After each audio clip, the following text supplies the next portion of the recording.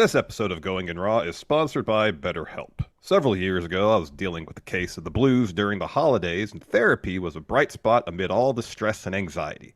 Something to look forward to help me feel grounded, and to provide me with the tools I needed to manage everything that was going on. And if you're thinking about starting therapy, give BetterHelp a try. It's completely online and designed to be convenient, flexible, and suited for your schedule. All you got to do to get started is fill out a brief questionnaire to get matched up with a licensed therapist, and you can switch therapists at any time for no additional charge. So find your bright spot this season with BetterHelp. Visit betterhelp.com/raw today to get 10% off your first month. That's BetterHelp, HELP.com/raw.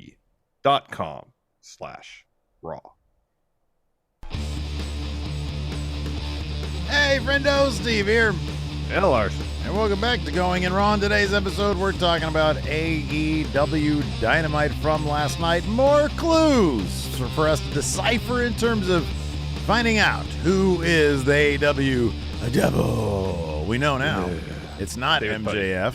It was his mask. Somebody did steal it. It's not some sort of weird Tyler Durden situation. Yeah. I did see that theory floating around online. Oh, wow. What, the Tyler Durden theory? Not necessarily the Tyler Durden thing, but like MJF, he's got his face persona, but also his heel persona. Well, I think they exist simultaneously. When this first happened, you and I don't remember if it was jokingly or not, but we broached that idea. I thought it was like, maybe. But given that he was in the ring when this happened, and then the devil wasn't back there during the attack. Yeah. Okay. Yeah, that's a good point. I still think it's Adam Cole, but we're going to talk about that. Yeah, We're going to the breadcrumb trail leads to Chugs. Yes, we're gonna power rank. Can you imagine like if they do like like in Fight Club, the Tyler Durden reveal was actually pretty awesome, but then if they did this in wrestling, I don't think it would go over very well. It'd have to be a cinematic deal, and it wouldn't have to be a totally subjective camera type thing. Underwhelmed. They would be where the devil looks at the mirror and reveals, takes the mask off, and it's MJF, but it's MJF on one side of the mirror, but the devil still has the mask on or something like that. It's like the old Spidey sense thing. Yeah, they'd always draw like half Spider-Man mask. We're gonna talk about maybe we can power rank who we think is devil and his I guess the devil's disciples or whatever. So we're gonna talk about that. But first, Larson, it wouldn't be a Going in Raw if we didn't have at least one this week. Punk Daily! Punk, we're going to talk about CM Punk tonight. I feel like my enthusiasm for Punk Daily is diminishing. I'm going to be honest with you. I feel like our audience's enthusiasm for Punk Daily is diminishing. I know. We're not even, I don't even put it in the thumbnail anymore. Look, we had Punk Daily thumbnail on Monday. Yes. And then no mas. But still, the question over where could CM Punk possibly go, given that WWE's dropping all sorts of hints, and then people were pointing out hints from last night as well on Dynamite. Yeah. Where could he land? Well, New Japan has always been bandied about as a possibility, but given their relationship with AEW, many, including us, figured, nah. Well, Rocky Romero talked to Sean Ross Sapp of Fightful about the possibility of CM Punk coming to New Japan. Of course, Rocky Romero is he's like the man in New Japan. That's sort of the coordinator between AEW and New Japan. So he's like Mr. New Japan here in the States. This is what he said. You never know. Obviously, we didn't really get to do many crossovers when Punk was with AEW. There was supposed to be that Tanahashi and Punk match. Never happened. I think Punk coming and doing Wrestle Kingdom or a big show like that could be, I think, great for our product. Obviously, getting fresh eyes and everything that he brings to merchandise and everything else, I wouldn't be opposed to it at all. I know Tony pretty well. I would probably give him the heads up like, hey, this is what's going on. But I don't think he would have much to say about it. It's another company. He doesn't own New Japan. And even though we have a great partnership, I think it's fine and he'd be cool with it and AEW would be cool with it. End quote. That settles that. That settles that. Punk heading to New Japan professional wrestling. At least from Rocky's perspective, that settles that. 'Cause that was always a concern about Punk appearing or working, full-time perhaps with New Japan was it might interfere with AEW's relationship with New Japan. Mm-hmm. According to Rocky, Doesn't seem like that's the case. Seems like as long as Punk just does New Japan stuff, doesn't get involved in AEW stuff, it'd probably be cool. I guess it just means that CM Punk wouldn't be involved in Forbidden Door pay-per-views probably. Yeah, right. Yeah. It would just be kept separate. Yeah. New Japan Punk Wrestling. Let's go. Let's do it. There you go. Whether or not that would actually happen, if Punk wants to do that. I mean, you would think if he would have wanted to do that, maybe. Well, I don't know. He keeps on talking about November this month, a little bit later being, I guess, available. So maybe there was some sort of maybe I don't know what the next New Japan show is. I know they just had Power Struggle at one of the shows between now and Wrestle Kingdom. We get the video package. Oh yeah, or maybe Punk is walking through the streets of Chicago. Oh yeah. And calls out, I don't know, I guess that'd be Tanahashi for Wrestle Kingdom. Never got that Okada's match, involved in something, Ospreay's involved in something, Naito's involved in something, Sonata's involved with doing the match with Naito. All right, White Brownie says next show is tomorrow. So, it's November now. Who knows what in November? Yeah, man. They could do like a tease thing like they did with Mox. Yeah, with the hourglass thing, and then it split and it spelled out his name. Yeah, they could do that. Yeah, could do that. A little bit different. So yeah, I don't know. Will it happen? Who knows at this point? I don't know. Yeah, I like that though. I like that Rocky's like, you know what? I'd give him a heads up, but he doesn't know us. He can't say who we bring in. He can't say no. He can't veto this. Can't veto me. I'm New Japan Professional Wrestling. I'm Captain New Japan. He's not Boat Soldier. Oh yeah, my bad. Anyways, let's talk about, now that Punk Daily's done with, let's talk about AEW. Who the devil is? Yes, Dynamite. Let's do that. You want to do the power rank now? Let's do the power rank now. Well, let's describe the scenario that happened on Dynamite. So at the conclusion of the main event, after Jay White defeats Mark Briscoe in a really fun match, MJF comes to the ring, confronts Bullet Club Gold, has the Dynamite diamond ring on, punches out Juice, the Guns. He and Jay White are the last two in the ring, and then Jay slips out. So Max grabs a mic and talks about Jay White. House lights come down, and on the Tron we see 4, this time masked assailants, beating up the Acclaimed and Daddy Ass backstage, and it kind of culminates in one of the assailants throwing Anthony Bowens through a window, set up backstage.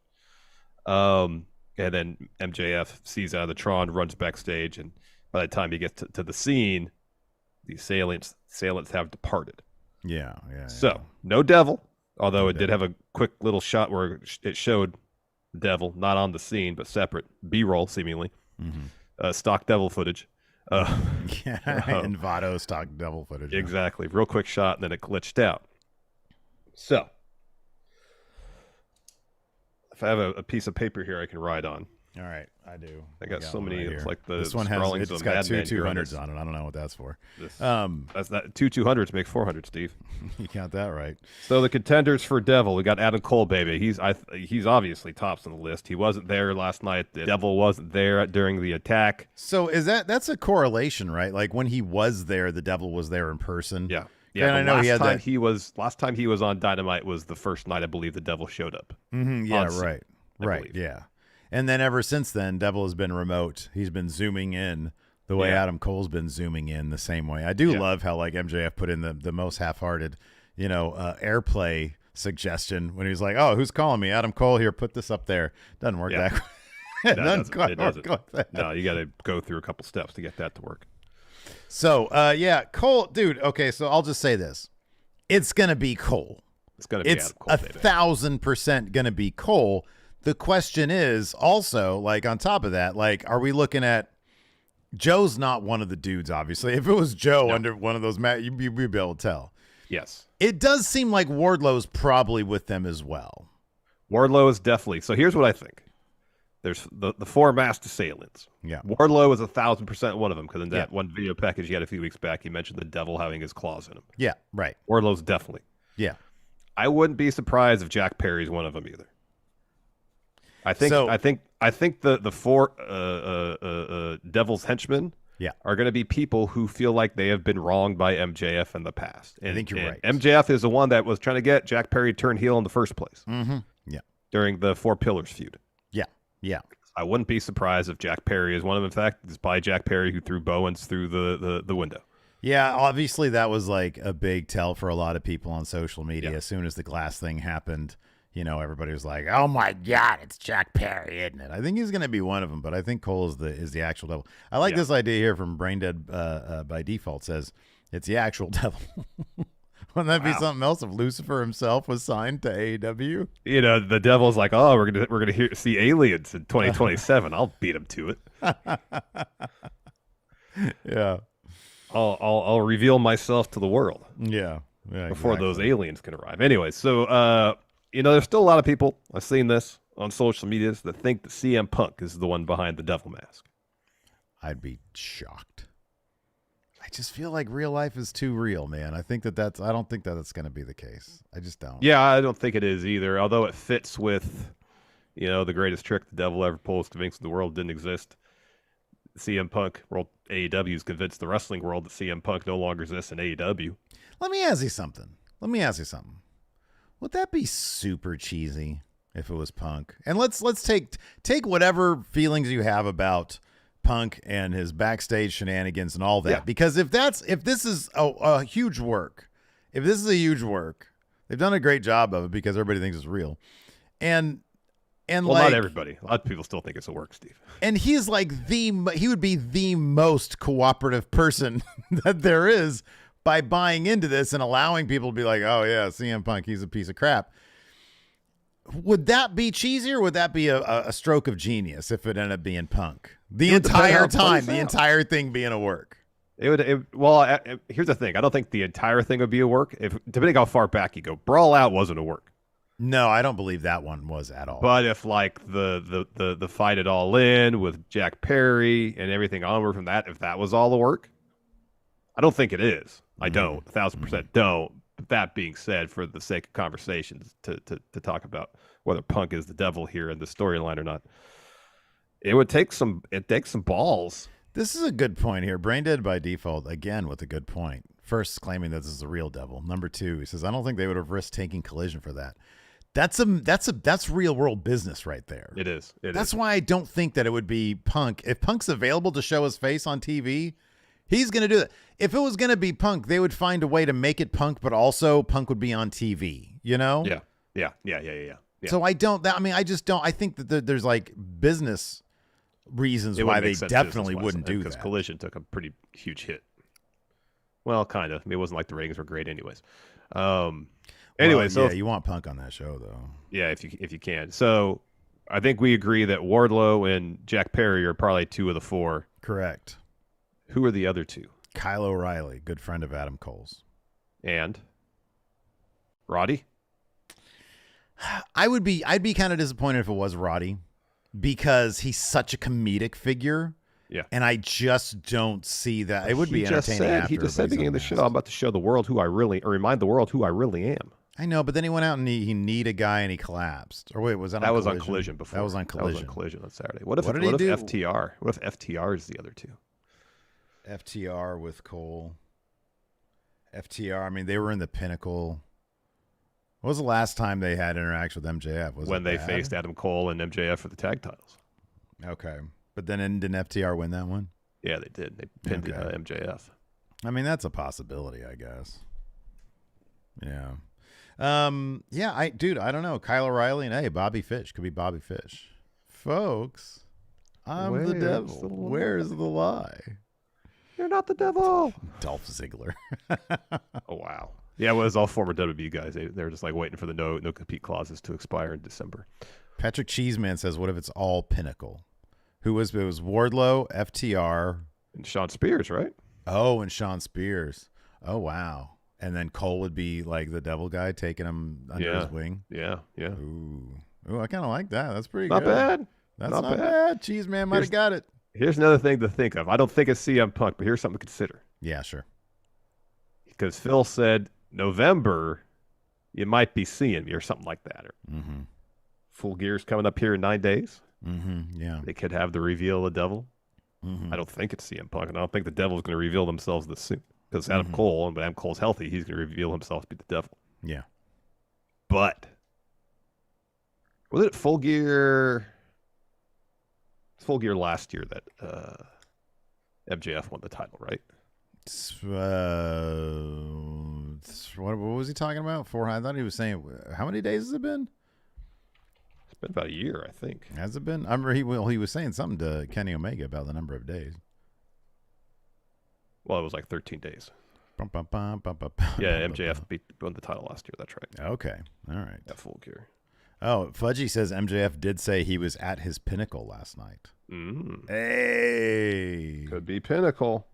I'm going to bring this point up really quick. All right. Because, dude, clearly the devil is Cole. It's got to be Cole. What if it's Samoa Joe?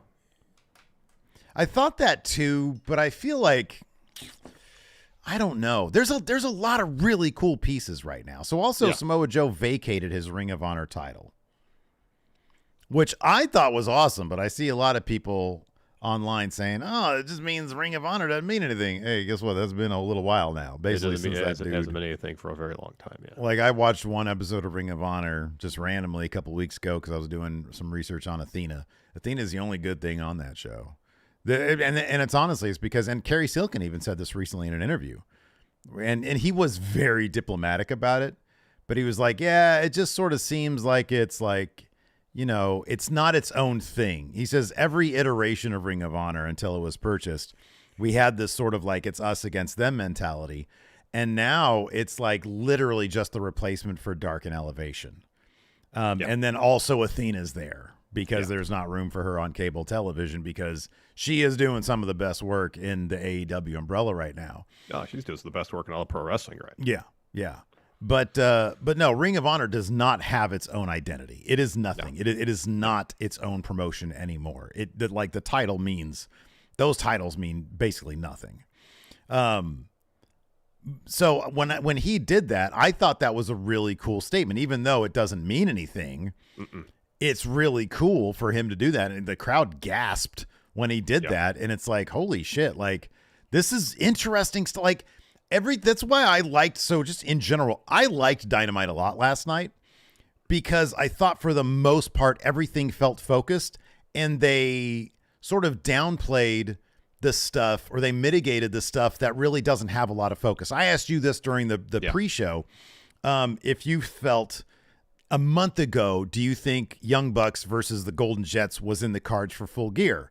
And emphatically, you said no. No. And I think that's exactly how you said it too. Right. No, it's supposed to be FTR Young Bucks at Full Gear. No. Right. And so whatever weird backstage stuff is going on. I feel like the Young Bucks are just doing sort of whatever. They're probably just given, hey, you want TV time, just let us know and you can have it. But there's no, like, they're on basically the Elite Island right now. Yeah, there's no direction. Direction. It's the Elite Island. So Kenny, the Bucks, now Jericho. It's like the Founders Island. You know, they're just sort of doing whatever. But like MJF, this through line with MJF is really good. I like the Swerve Hangman stuff as well. I thought that. Yeah, I thought number one, that was a hell of a match between those two. It really was. Then Hangman coming out and basically dropping Swerve on his head through a table. Looked dangerous as hell, but it was also really cool. And it just, the intensity was there. The intensity was there. And I think, you know, a couple weeks prior, especially from Hangman's side, had been somewhat lacking. And it's good to see that intensity. Yeah, no, I absolutely agree. Everything last night seemed to have some purpose and direction. Yes. I mean, maybe save for like Darby and Sting, but at this point, Sting's on TV. He's not going to be a year from now. So I'm cool with that. Sting is like when Kareem retired and he goes to every visiting city and they give him a gift. Yeah, right. Yeah.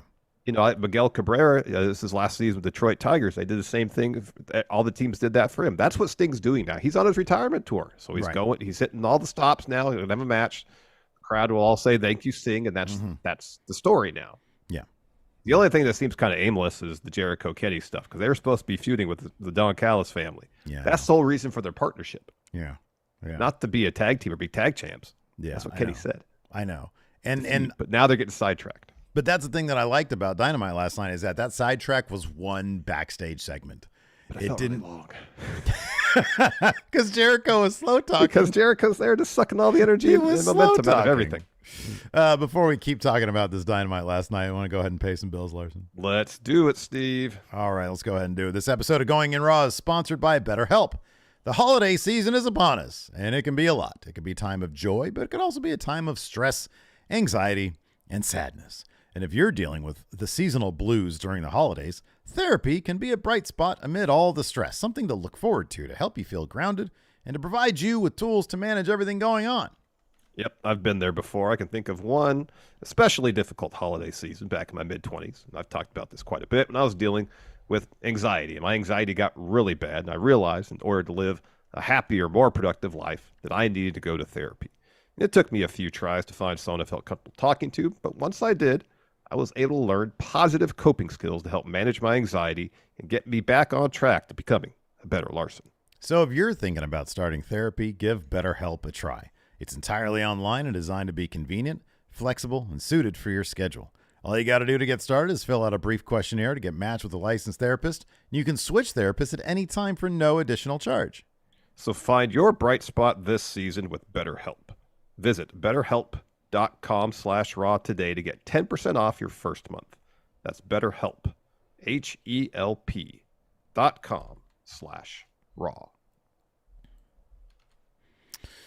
So yeah, we were talking about the Samoa Joe thing. What did you think about him vacating the title after choking out Keith Lee? The only issue I had with that whole thing, I had no problem with Joe vacating the title because he's saying the subtext of what he said, he didn't say it, explicitly, was, I can't be distracted by this belt, defending this belt. I have one goal in mind, one belt in mind, and that's the AEW World Championship. Anything else in my mind is insufficient. And the top belt should be viewed as top belt. And the AEW World title is viewed as top belt in AEW, and then I have no problem with him vacating a lower tier belt to go after the top one. I have a problem with that. The only issue I have with that is Keith Lee's loss while not advancing his story. He's been in this feud, I don't think there's been any matches yet, with Shane Taylor, and also by proxy, because Lee Moriarty is Shane Taylor's, they're a team now. They're buddies. Lee Moriarty. Yeah. You could have had a situation where Shane Taylor and or Lee Moriarty cost Keith Lee that match in some manner. Joe still chokes him out. Keith Lee still fades out rather than passes out. Joe still vacates the title. I don't think the impact of Joe's win would have been lessened per se. It would have helped advance Keith Lee's story a little bit. That was my only quibble with that segment. Dude, I don't know. I don't know what to say about Keith Lee at this point. I really don't. I don't know what that was. What his entire run in AEW has been. Yeah, I don't know. I've said this before. I know he has spoken publicly about having health issues a long time ago, like COVID related stuff. And I don't know. I have no idea. I mean, he had, I don't know, it was a lengthy match, but it was like a 10-minute match with Samoa Joe last night. I think it was 10 minutes. Yeah. He had like a singles match. Like, he can do stuff. Yeah. I don't know why they wouldn't put him in stories that they then actually go on and follow through with. This has been like several times when he has just sort of become... they pluck him out of whatever story he's in, and they either sort of make him disappear, or they just put him in a situation where, his story doesn't matter to the higher ups at AEW. It's beyond shocking to me that they would do that with Keith Lee. Yeah, I don't get it. It's been head scratching ever since Swerve and him, their tag team broke up. Yeah. Yeah, it's hard. I can't make sense of any of it. Why they're doing so little with Keith Lee? I don't get it. Yeah, I don't get it. That being said, I'm totally fine with Joe vacating the title, doing it the way he did. Keith Lee, theoretically a formidable opponent. He was able to choke him out, and at that point, he's like, okay, well, if I can do this to Keith Lee, then clearly, I don't need this title anymore. Like you said. The distraction sort of element. It's like, well, I can keep on defending this title, or I can go after the actual prize that I want, which is the world championship of, the top brand, which I think is interesting. I mentioned this during the pre-show as well. I feel like if AEW needs to do everything in their power to keep MJF, because the strength of Dynamite last night really was because there's that whole through line of all these different things coming at him, and he is a performer who can take it all and make it work, and every performance he gives is spot on, from his promo from his talk with Adam Cole to his promo with Garcia backstage, the interview with Garcia backstage. all the way till, the very end when he takes everybody out with a diamond ring.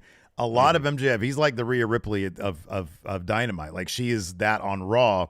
Yeah. How, like, there's so much thread of MJF, and it really works. It keeps me wondering, okay, what is Joe? Like, Joe openly declares, I'm coming after the world championship. But he goes up to MJF, is like, you're going to need your friend. You're going to need me. And it's like, well, crap, I don't want you as my friend because you want to come after my world title, but I might need you. That's good stuff. It is. And Joe kind of hamming it up in a way, showing up next to MJF, smiling, be like, hey, I'm here if you need me. Mm-hmm. And there's, Joe he's got the gravitas. He can come off as sinister effortlessly, it feels like. Yeah. And then, him approaching MJF seemingly to discuss something potentially friendly in the most sinister fashion. It's terrifying. You think, oh, is Joe involved in this devil business too? Mm-hmm. Yeah. Now that's going to be interesting because, like, dude, I get the feeling. I don't know how this can play out. I get the feeling that Joe is a man by himself. I do not think he's with the devil stuff. And I think that's going to lead to look, people already love Joe. But the scarier they are, the more fun it is when they become a good guy. And the idea that MJF eventually, the devil stuff is going to reveal itself. And it's going to end up probably to a degree being in Joe's way for his ultimate goal, which is the world title. Yeah. That's going to get Joe on MJF's side, or at least on the side against the devil and his cronies. And that should make for some pretty interesting stuff. It's like they're setting up what potentially could be leading all the way deep into next year, really, because there's a lot that you can work with here. Definitely. And I just hope that they pace this stuff out. So far, the MJF stuff has been paced out really, really well. And that's always been kind of a complaint with me in AEW, is that oftentimes the longer term stories, the pacing is always wonky. It's either like things happen too soon or they happen on a good pace. If you look at this feud, if you look at the Hangman Swerve stuff, even if you look at the Tony Storm Sheeta stuff, the pacing is getting there. Like, it's actually, it feels like normal wrestling pacing, and it's all very satisfying stuff. Yeah. The stuff that's working in AEW is definitely stuff that's been paced out appropriately. For sure. You just need to absolutely kill the reveal. I know. Like that's needs to be a home really run. important. Like, you can't. It is. The devil himself can't be Jack Perry. No, he can't do that. But like, if it's Cole and he's got Perry with him, another piece of the puzzle that works. Exactly, that works. Nobody's gonna buy Jack Perry as a mastermind, though. No, not at all. Speaking of masterminds, we're the mastermind of Stephen Larson's Going in Raw WB and AEW podcast, and we're on a mission to get 198,891 subscribers. And I see we have 475 people watching here. If you haven't subscribed to the channel, please, if you could, hit that subscribe button, that notify bell. We want to get to 198,891 subscribers by the end of the year. It's a palindrome number. We love palindromes here at Going in Raw. Yeah. Every sub counts, so please, if you can, hit that subscribe button. Oh, Steve, absolutely. do you want to berate the audience about not hitting that like button too? No, I don't want to berate anybody. You think I like doing that? You think that's fun for me? You think I get my rocks off doing that? I don't think so. No rocks to be gotten off here. So it's just okay. It's a necessity. We're running a business here. Now I'm glad you brought this up, because I wasn't going to even, I hadn't even noticed it yet, but you brought it up. So now I'm looking at it. 96 likes and there's 470 people watching live. That math doesn't add up to me. What's wrong with the other 300 people, 350 people or whatever? What's wrong with you guys that you're sitting there watching us free gratis, right? You don't have to pay to watch us. We're free. We're not paywalling our stuff like those other guys. Listen, Fightful. I'm joking. They're great. We love Fightful Select. Yeah. We're offering this service for free. All we ask is you to hit a button. Oh, I'm sorry. Is that too hard for you to do? Hey, creep, hit the button. My goodness gracious. Now, it's gone up a little bit since I started berating people. It's up to 127. So thank you to those who came to your senses and realized the error of your ways. Yeah. But for the rest of you who haven't, who understand that what you're doing is paramount to tragedy. Maybe reconsider your life and what you do. Well, at least reconsidering not hitting that like button. Yeah, you hit the like button. You know, I'm just fooling with you guys. So anyway, yeah, we lost like 9 viewers during my rant. I got to be careful with that.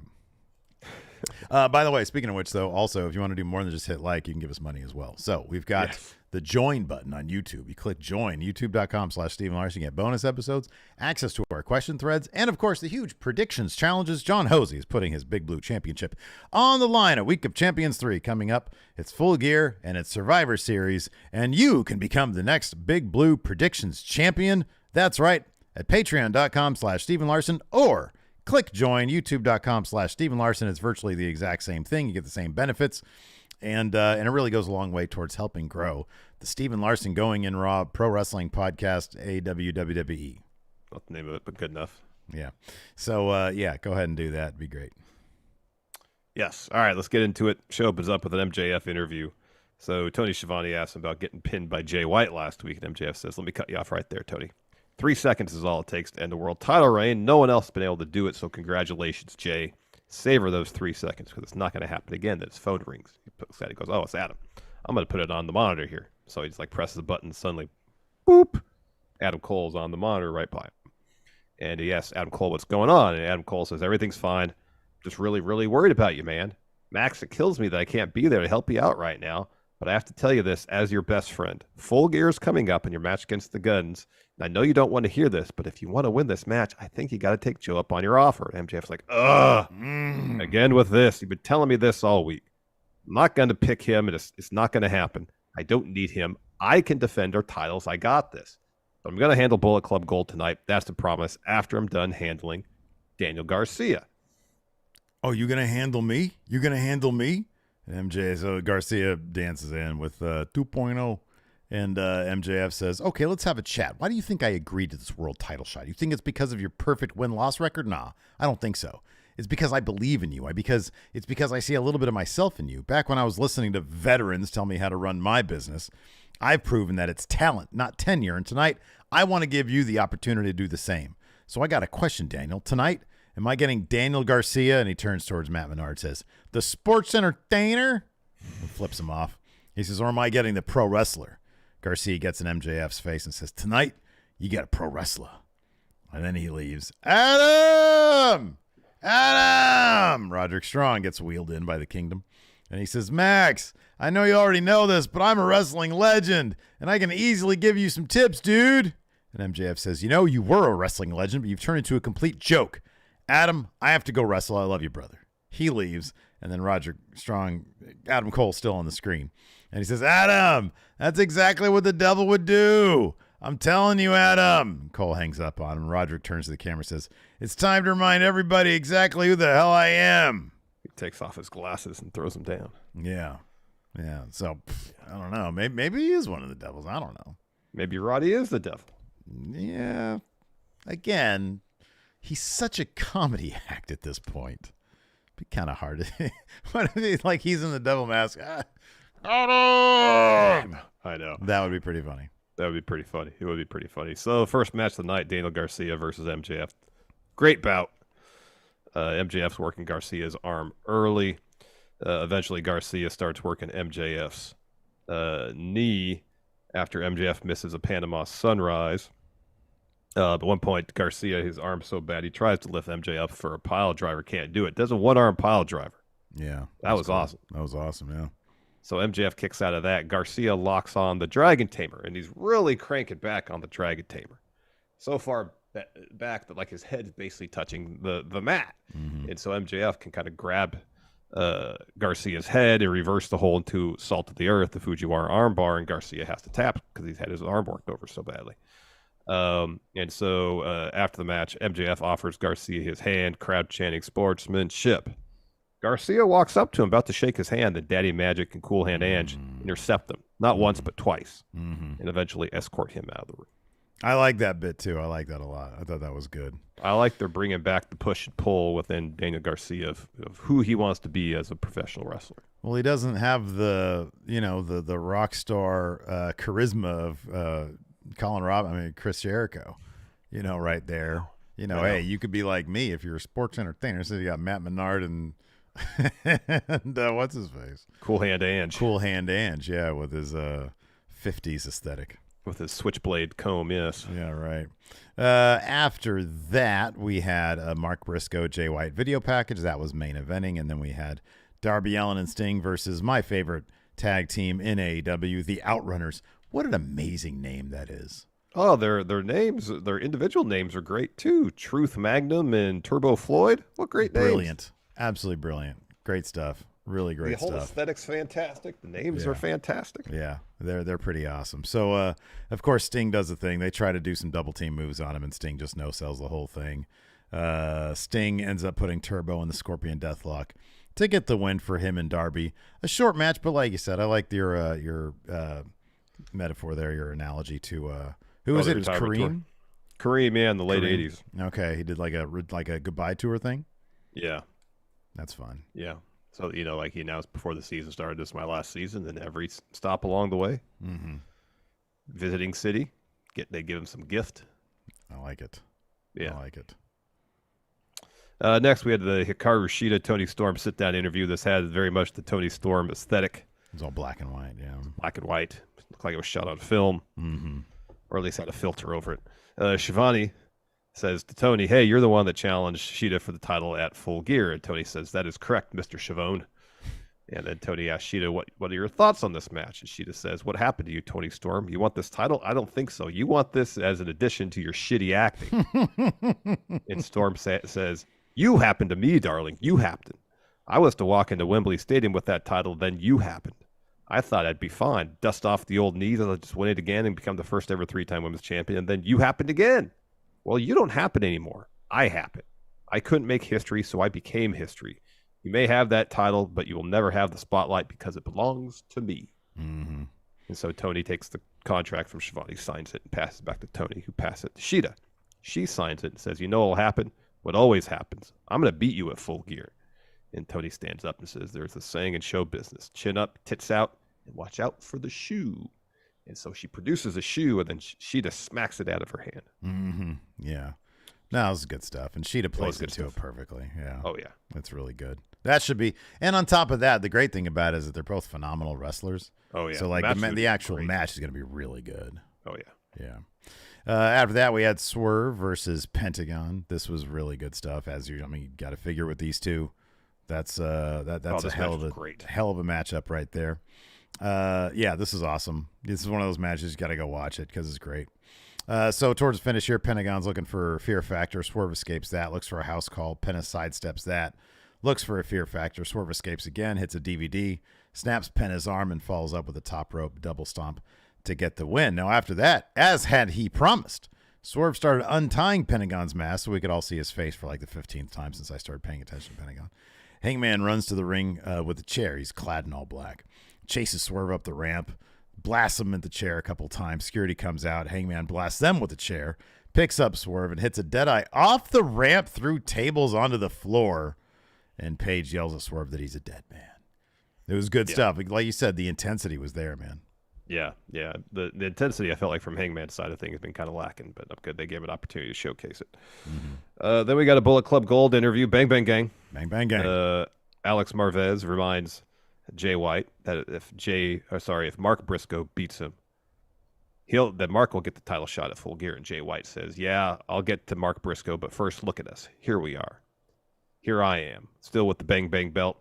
And we took a vacation this past weekend, but I made sure to tune into Collision. What did I see after I pinned MJF? 1, 2, 3. What did I see? MJF said, hey, Jay, why don't you compare our names on some graph charts on the internet? Max, that's down there with that long, drawn-out analogy about how I'm tofu.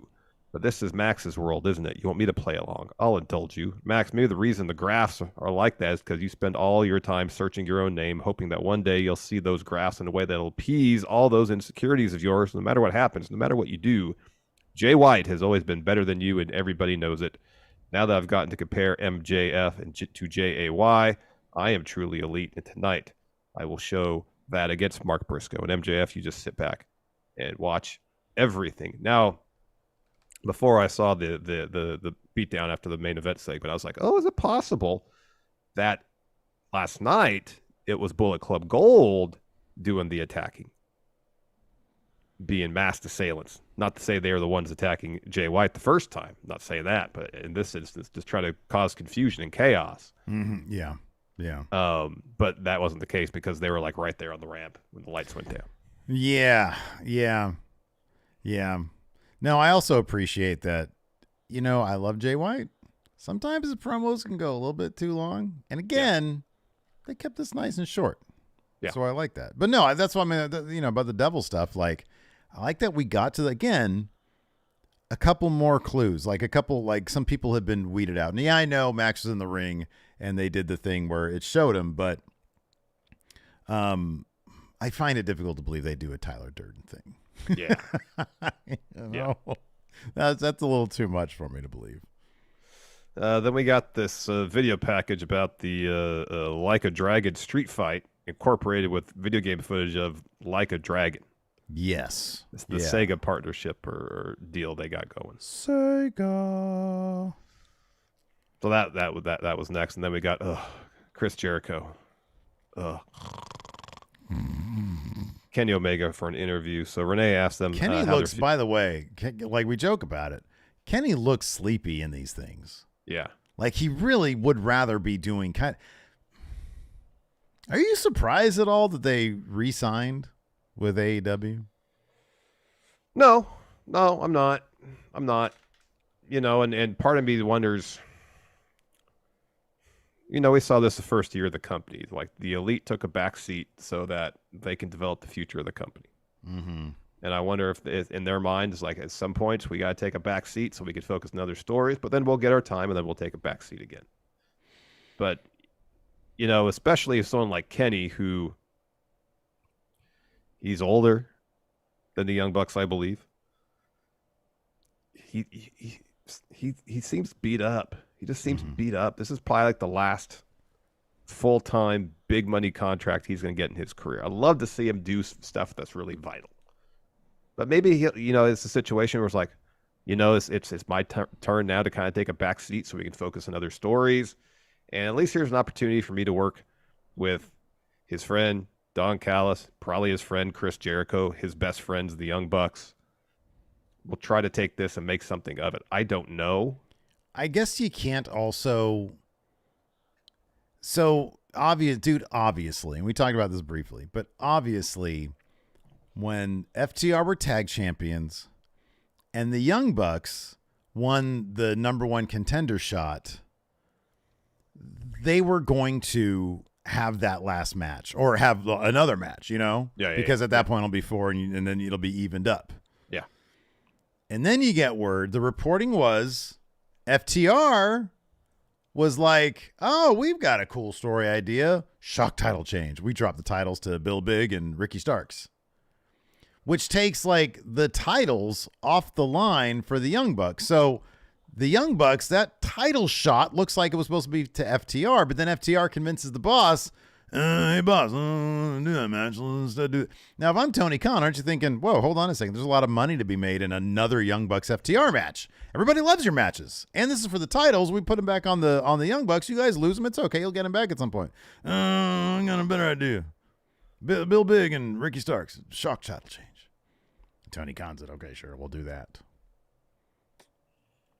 And so maybe that just the Young, because I'm thinking, like, I understand what you're saying. Sometimes, you take a step back, but you've got TV time. You're on TV. Yeah. You make the most of it. Definitely. And instead, you're just left on Elite Island with Jericho. Well, I think in this instance, it's a situation, there's probably plans, FTR, Young Bucks at full gear. Those plans aren't happening. So now they got to kind of make chicken shit into chicken salad, Yeah. It's like, okay, let's be mad that Kenny and Jericho are hanging out now. And it's like but the problem is, and you're right, look, it's a crap situation to be in because you can connect the dots.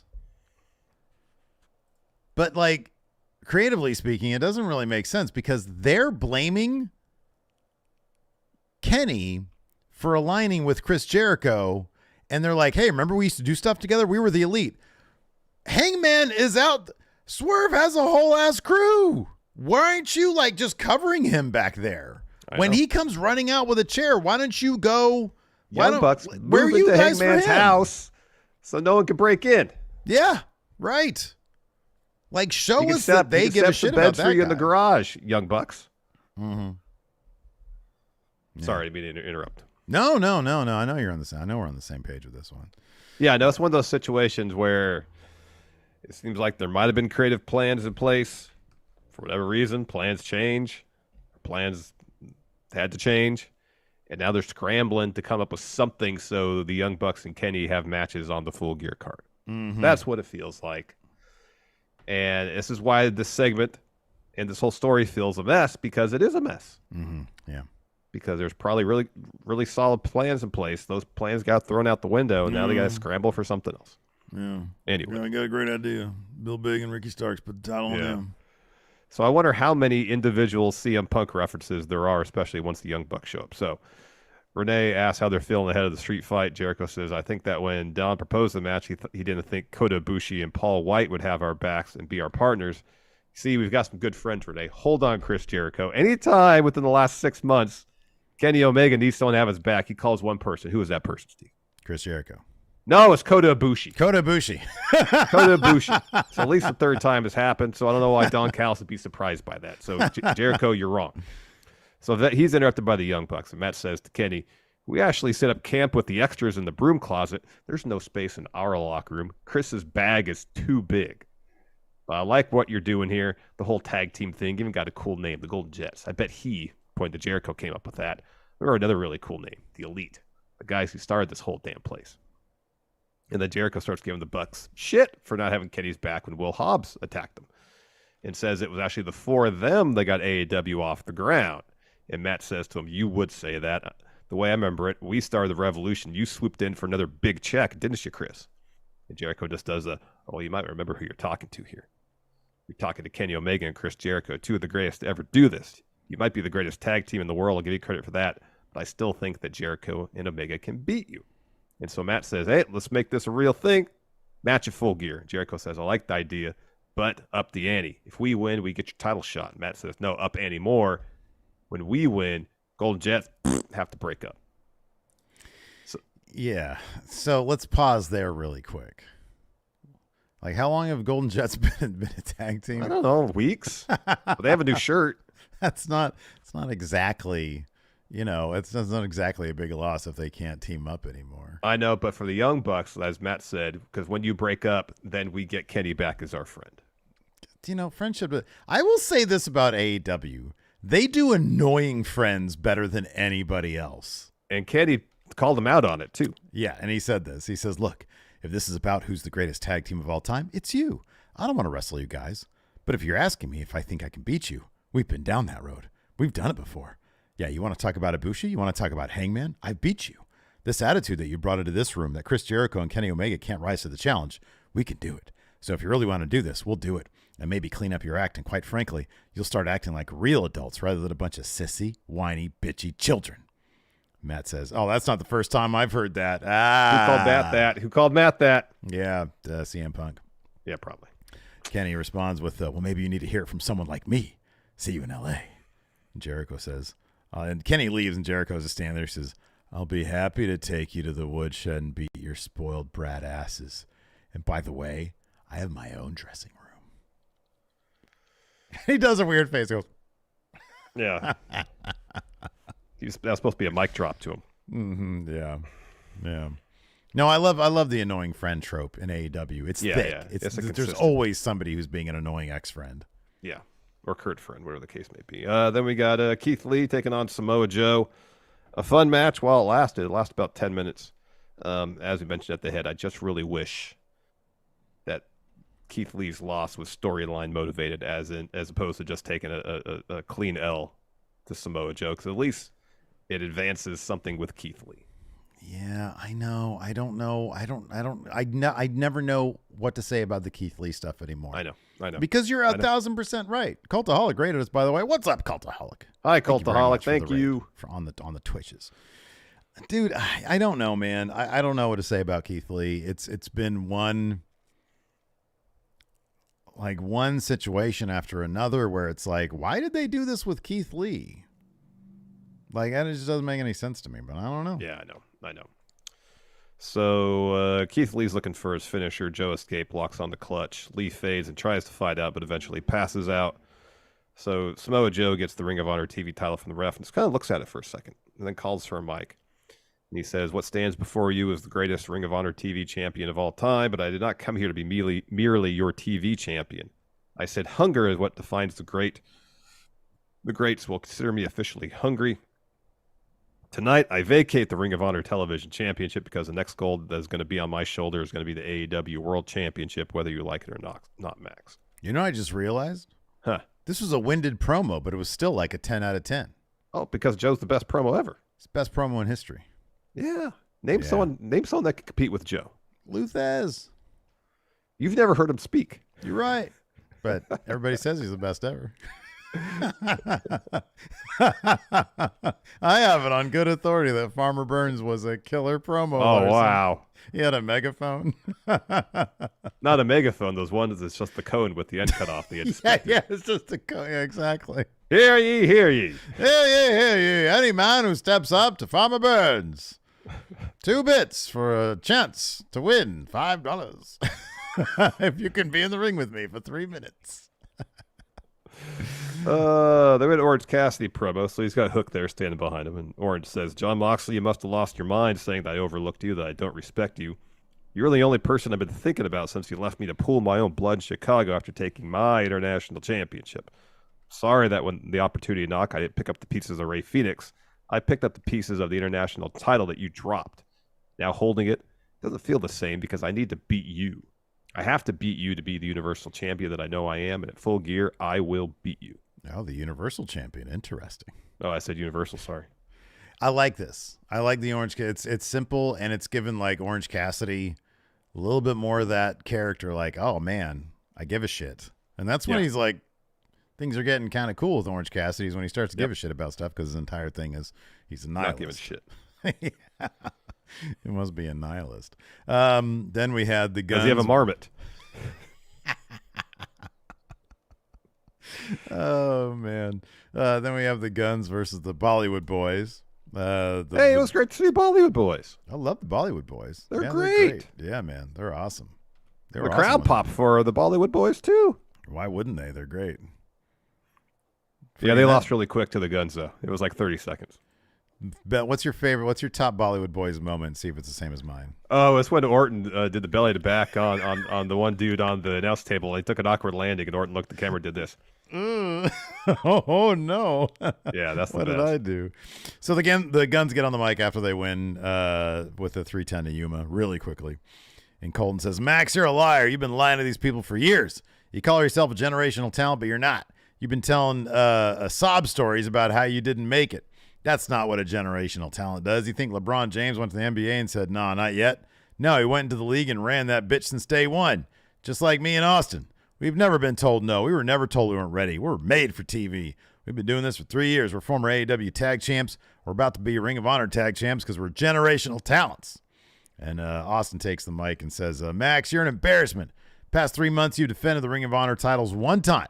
Now the only friends you have are on the other side of this guardrail, and I pray to God that you pick one of these fat pieces of shit as your partner at Full Gear so we could send them on a ride to 310 to Yuma. At Full Gear, those Ring of Honor titles go back in the hands of a real tag team. If you're not down with that, I got 2 words for you. Guns up, Larson." And then backstage, MJF is watching on. Samoa Joe steps up, and he just grins. And MJF leaves, unsettled. Oh, it was great. Joe's the best. Joe's the absolute best. We got a John Moxley promo. And then Wheeler Yuta was there for some reason, too. So Mox says, "We heard what Orange Cassidy had to say, and I knew it, and I've been getting calls all week. Oh, I should let Orange off the hook. He didn't do anything wrong. He just took an opportunity. I knew it. Orange knew exactly what he was doing taking my match. This isn't about some belt, man. It's about the laws of nature. This business is a jungle, and the BCC are the dominant pack of predators within.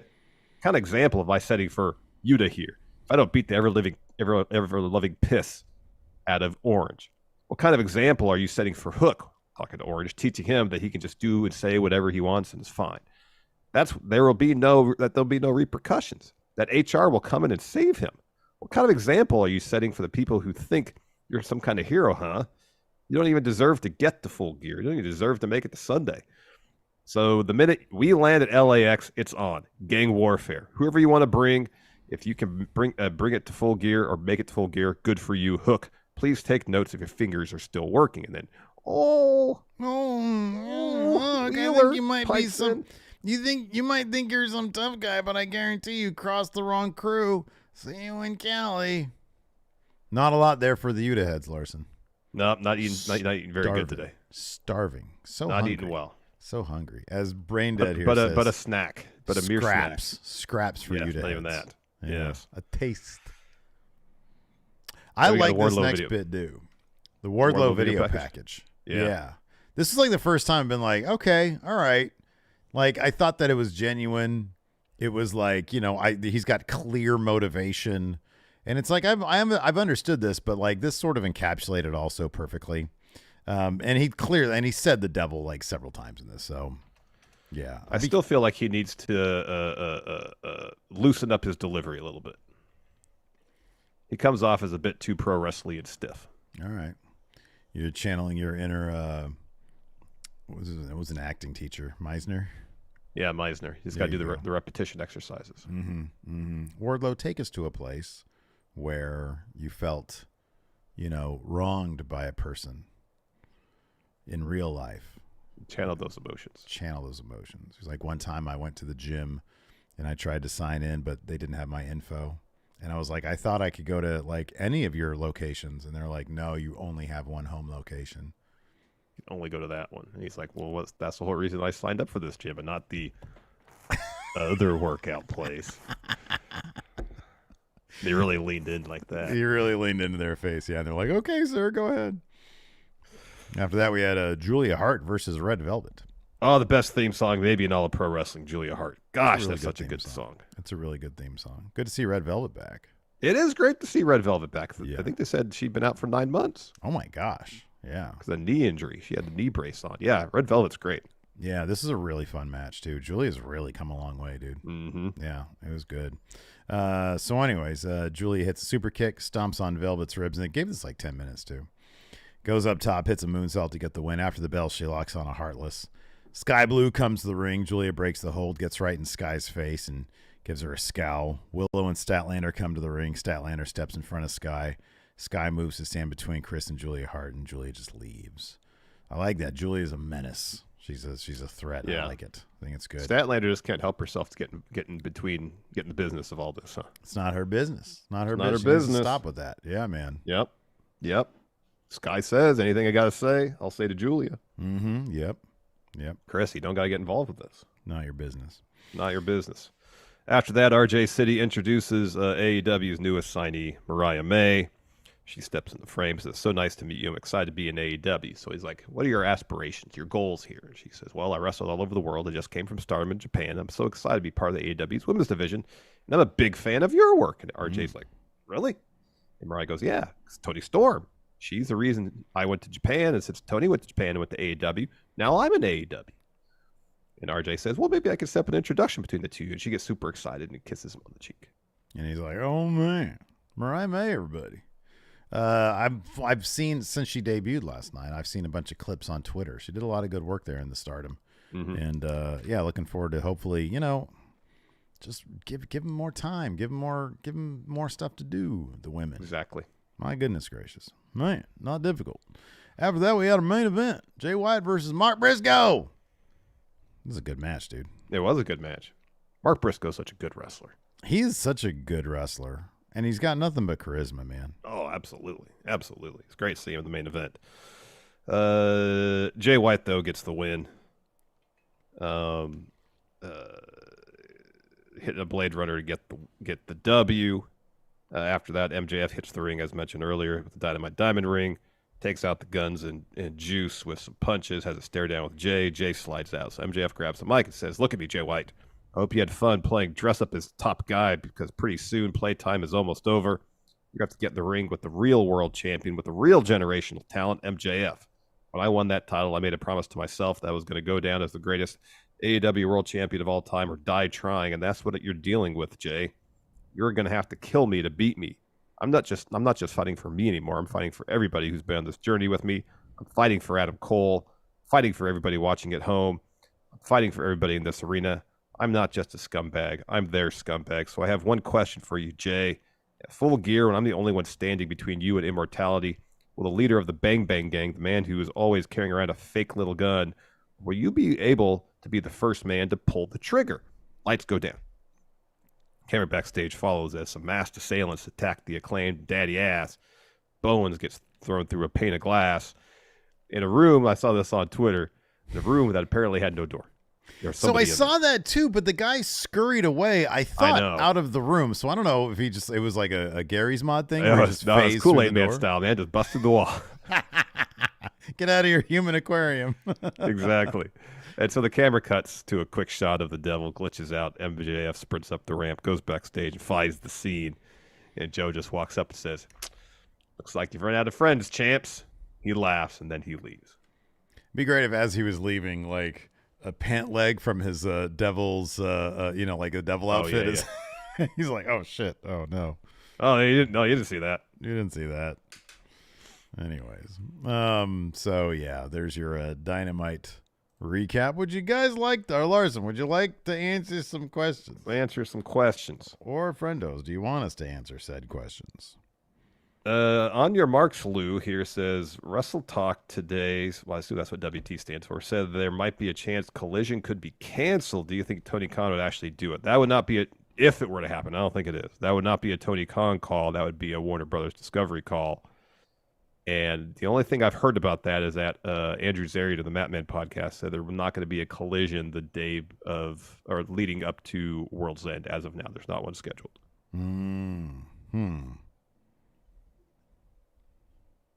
So they might just not do collisions on pay-per-view Saturdays. Yeah. What's the actual question that was asked? Russell Talk today said there might be a chance Collision could be canceled. Do you think Tony Khan would actually do that? Okay. Let me ask you this. Do you think AEW programming as a whole, Rampage, what we're left with, Rampage and Dynamite, do you think it'd get better if less time had to focus more? I mean, in theory, maybe, but then I don't know. You have that extra 2 hours, you could showcase more talent. You know, I mean, yeah, it might be at times a bit of a mess creatively, but Collision in theory allows more people the opportunity to get on TV. Yeah. Again, that would not be a call he makes. No, I don't think it was. I don't think I would be kind of surprised if it was canceled anyways. I mean, anything's possible, I guess. If the entire idea was, hey, let's put CM Punk on this show as an anchor. He's a draw. I mean, it seemed to be working for a while. I know like the ratings were, never a killer, but they had to have known going into this. Like they had to have known. Yeah. There's a lot of competition for that bad spot on Saturday. I mean, it's a bad spot anyways. On Saturdays, people are doing all sorts of other stuff. Name one, Larson. On Saturday? Yeah, what people are doing on Saturday. Doing karaoke at a bowling alley. Right. Or they could just be doing bowling at a bowling alley. Or karaoke at a karaoke place. Or they could be drinking at a bowling alley. Or drinking at a karaoke place, but not singing. Some bowling alleys also have pizza. They could be having pizza, like a kid's party at a bowling alley, but not actually bowling because it might have an arcade there. Yeah. Pretty much everybody just goes to bowling alleys on Saturday in my world. Really? Some of the best French fries I've ever had have been from bowling alleys. The one near American River? No, not that one. The one that used to be the one we used to go to when we were in high school. Oh, okay. That's closed now. Oh, yeah. Well, and great fries. Great fries. So I don't know. I mean, if I guess I'd be surprised if it got canceled. Yeah, I don't think it would happen. But I don't know. I mean, that'd be pretty shocking. I don't know if it'd be canceled, but here's the thing: if Tony Khan and Warner Brothers couldn't come to terms on a new TV deal, and so Tony Khan has to take AEW's television elsewhere, they might have to reconfigure the TV lineup for the deal. Yeah. In that case, yeah, right. Collision would be canceled. Yeah. I mean, what they should do really is just have your 2 hours of Dynamite. You either ditch Rampage and you have 2 hours of Collision, or you ditch Collision and make Rampage 2 hours. And you put Rampage/Collision on a better night. Better night and time. Like, say Raw leaves Mondays. Guess what? You move Dynamite to Mondays as fast as you can. You think so? Yeah, because then that frees up Wednesday or Thursday for your other show. Hopefully in Pride time. It'll get better numbers. Yeah. If You there's could a void on Monday nights in pro wrestling, that's like been a constant for 30 years. Here's what you could also do. I think that Collision, I'm not going to say it's doomed, but like, I mean, the problem is you just got to make a better product over a long period of time. You know, like you need to, you know, we've said this before. You just want, if you get a better product, people will tune into it. Yeah. Let's see here. David Matushek says, do you think relinquishing a current title for a bigger prize diminishes the former's prestige? No, it's a Ring of Honor TV title. When's the last time Samoa Joe was on Ring of Honor television in a match? Been a little bit. I would think. I don't know. I've watched one episode a month ago, and it didn't seem like the guy came anywhere close to being on TV there. He's been on TV. I've seen on Twitter that he's been on TV before. All right. But, yeah, no, not at all. Like, get rid of the other title. Let, Rhett Titus fight for that one. Brandon Garza here says, what wrestler from each company would you trust the most to pick a spot for dinner? Would I trust the most? Baron Corbin? That's a good answer. I mean, he's all about, like, if he loses his career in wrestling, he'll be a food guy. I would say Brock, too. I feel like Brock would probably know the good places to eat. Brock would know the Whatever expensive city places to eat. Yeah, well, yeah. I don't think he would know, like, the good mom and pop places. Yeah. That it's like, I'm gonna man. I'm going to say someone like Joe, Samoa Joe. He's a vet. He's been in the business for 20-something years. Oh, yeah. No, you're right. He's been everywhere. Yeah. Guarantee you he knows good places to eat wherever. That's a great answer. I feel like anybody who's been in the business a long time, traveled a lot, would know the good places. Yeah. Because that'd be who I went with. Nikyle here asks, will Cardblade ever have a match in AEW and against who? Yes. They'll set something up where Juice has to face Jay White. Instead, he'll wrestle Cardblade. Oh, that's good. Yeah, I could see that. Let's see here. This is a tough one. Elemental Giant says, if MJF does go to WWE, who will take his place as the face of AEW? Adam Cole. I would say I'm going to go with Swerve. Because I feel like if Swerve was given the amount of time and like I feel like MJF is given like, okay, here's what do you want to do and who do you want to work with? And MJF probably says, how about what if we do this? Everybody's coming for me. Now I'm a good guy. I got to figure out the friendship stuff and how to be a good guy stuff and all that kind of stuff. And I'm making these realizations as a character, but I've got these nefarious people coming after me. And it feels like Tony Khan was like, okay, here's my, checkbook where you want Samoa Joe? Here, I'll write you a check for Samoa Joe. You want the Bang Bang Gang? Here's a check for that. So he's basically given a blank check for the characters he can work with. That's my guess. If Swerve was given the same sort of blank checkbook to become the face of AEW, I have no doubt he would knock it out of the park as a bad guy. Oh, absolutely. I don't disagree with that. I think Swerve's that's great. true. I think he'd hit a home run for sure. Sure. Yeah. But I could see them trying to go with Adam Cole as in terms of being a good guy. I think he's going to beat the devil, though. Yeah, I think so, too. This is a great question here from Luis. Apart from Jericho, what are other momentum vampires in wrestling history? Isn't Hogan kind of tops? Isn't Hogan, in a lot of ways, kind of set the standard for being momentum vampire? He tanked WCW because of it. Yeah, I think that if WCW had, like, if they were able to sort of integrate their youth movement, Raven, Benoit, Guerrero, all those dudes, Rey Mysterio, maybe Billy Kidman, but I don't know if Billy Kidman ever really was going to be much. But you get all those guys and you very carefully sort of have them get the better of dudes like Hogan. And Hogan was like the guy, like he was the one, who had all the creative control. Yeah, Hogan. Absolutely Hogan. He tried that. Going back. He tried to like the New Blood Rising. I think Billy Kidman got a win over him. Yeah, he did. Like it didn't really do anything. Even going back to You Got Me, Brother, trying to torpedo the Undertaker's push. Oh, yeah. Yeah, dude. Oh, yeah. Yeah, it's Hogan. People here in chat are mentioning Dolph, Miz, Dolph was good in the day. Miz could be good. I just think that Vince gave him nothing. But Vince saw him as like a guy who only... Listen to you. Miz What? apologist now. Yeah, because dude, come on, it's well known. Miz can be good. It's just I don't think he's ever been given anything good. I'm not saying I want to see him. Well, now maybe I do. I don't know. That match on Monday was awesome. Dolph, yeah. Dolph was good. I think for that's like more a 6 matter months. of circumstance than as opposed to like who he is. You know what I mean? As a Talking performer. about Dolph. Yeah. Dolph He was just never- always put in the gatekeeper role. It's like, I will say this about Dolph and Miz. I'll say this about both of them. Neither of them. Miz did kind of reinvent himself to a degree. to a degree. Like he turned into straight up like their talk show guy. But I think Booker T was absolutely 1,000% correct. Dolph Ziggler never reinvented himself. Yeah. Like you got to do that. You can't have that amount of longevity and be the same thing all the time. Yeah. Let's see here. Jesse Helsia says, do you think AEW TV would benefit from not showcasing Ring of Honor as much as they do? He says it dilutes an already diluted product.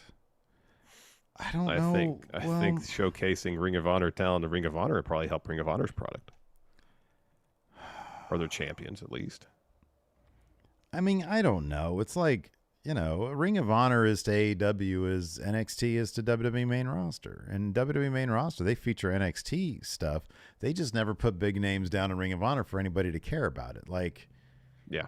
they just don't. Like, how many times do you think Hangman and the Young Bucks did Ring of Honor television? Never. That's my guess. I don't know. I don't watch it. Maybe they were on there all the time. I don't know. Maybe they did a promo or something. I don't know. Yeah. So, no, I don't know. Here's the thing. It doesn't matter that AEW showcases Ring of Honor stuff because that stuff that they showcase is never on Ring of Honor, I don't think. Yeah. So it's like, it doesn't matter. It's like Eddie Kingston's Ring of Honor champion. I'd rather Eddie Kingston be on AEW TV. I don't care what champion he is. I want to see him on TV. Yes. Oh, wow. This is a good question. What world champion do you think you could pin if they were drunk? Oh, wow. Current world champion? Yeah. Or any world champion? We'll say current. Current? Current.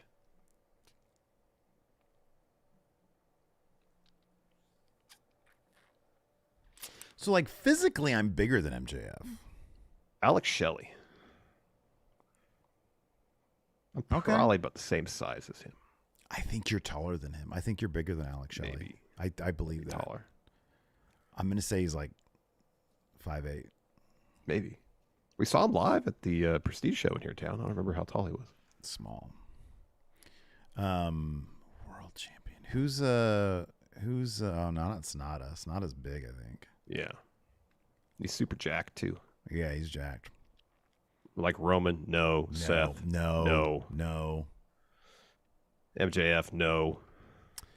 MJF. What about maybe. Eddie? What about Eddie Kingston? Yeah, maybe Eddie. Yeah, maybe Eddie. Maybe Eddie. Hey, we having fun now.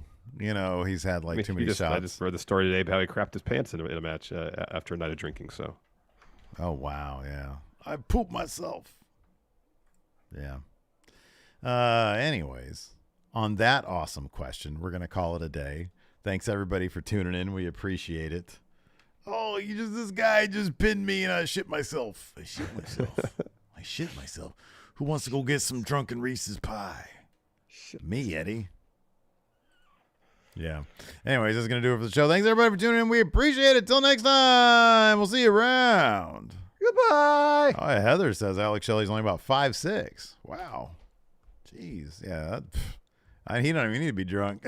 I could be Impact World Champion, Larson. Goodbye, everybody. Goodbye.